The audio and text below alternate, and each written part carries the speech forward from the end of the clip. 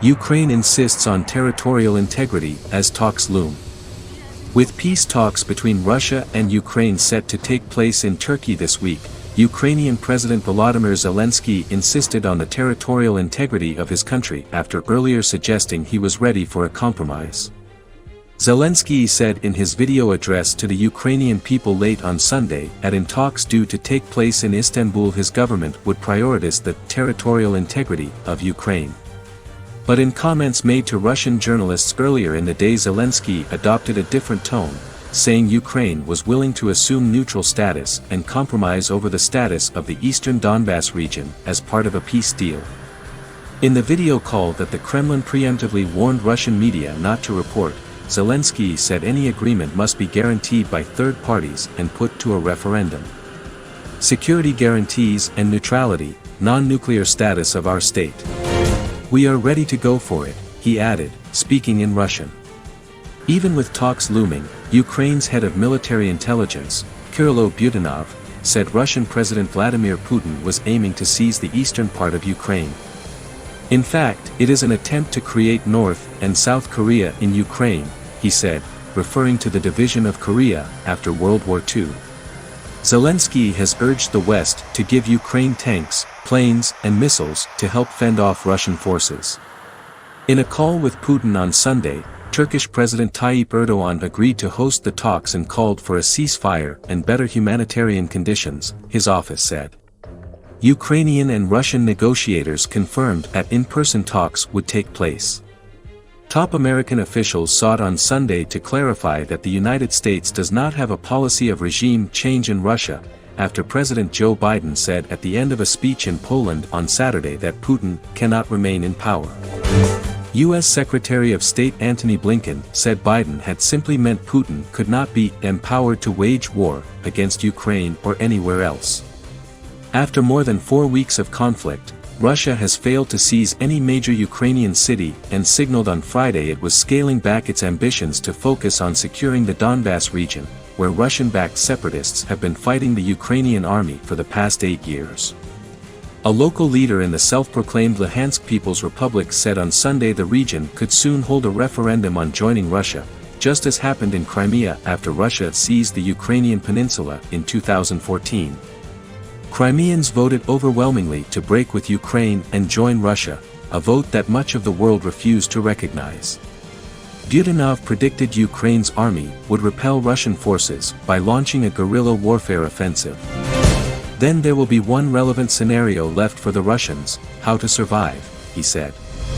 Ukraine's foreign ministry spokesperson also dismissed talk of any referendum in eastern Ukraine. All fake referendums in the temporarily occupied territories are null and void and will have no legal validity, Oleg Nikolenko told Reuters. Cruel and senseless. Moscow says the goals for what Putin calls a special military operation include demilitarizing and denazifying its neighbor. Ukraine and its Western allies call this a pretext for unprovoked invasion. Ukraine has described previous negotiations, some of which have taken place in Russian ally Belarus, as very difficult. The invasion has devastated several Ukrainian cities, caused a major humanitarian crisis and displaced an estimated 10 million people, nearly a quarter of Ukraine's population. Tatiana Menyek, who crossed the Danube by ferry into Romania on Sunday with other refugees, said people in her home city of Odessa were very afraid, but she would have stayed were it not for her daughter. It would be very difficult to provide the child with basic living conditions. That's why we decided to leave, she said, clutching a pet dog. In his Sunday blessing, Pope Francis called for an end to the cruel and senseless conflict. Humanitarian corridors. Russia has continued to move additional military units to the Ukraine border and is launching missile and airstrikes on Ukrainian forces and military infrastructure, including in the city of Kharkiv, the Ukrainian military said on Sunday night. Ukraine also raised concerns about the safety of the Russian-occupied defunct nuclear power plant at Chernobyl, the site of the world's worst civil nuclear accident in 1986. Russian forces have created a risk of damaging the containment vessel constructed around the station's wrecked fourth reactor, said Ukrainian Deputy Prime Minister Irina Vereshchuk. She urged the United Nations to dispatch a mission to assess the risks. Ukrainian Interior Ministry advisor Vadim Denisenko said Russia had started destroying Ukrainian fuel and food storage centers. Appearing to confirm that, Russia said its missiles had wrecked a fuel deposit on Saturday as well as a military repair plant near the western city of Lviv. Ukraine was mounting small counteroffensive actions as Russian forces try to encircle its forces in eastern Ukraine, a Ukrainian presidential advisor said.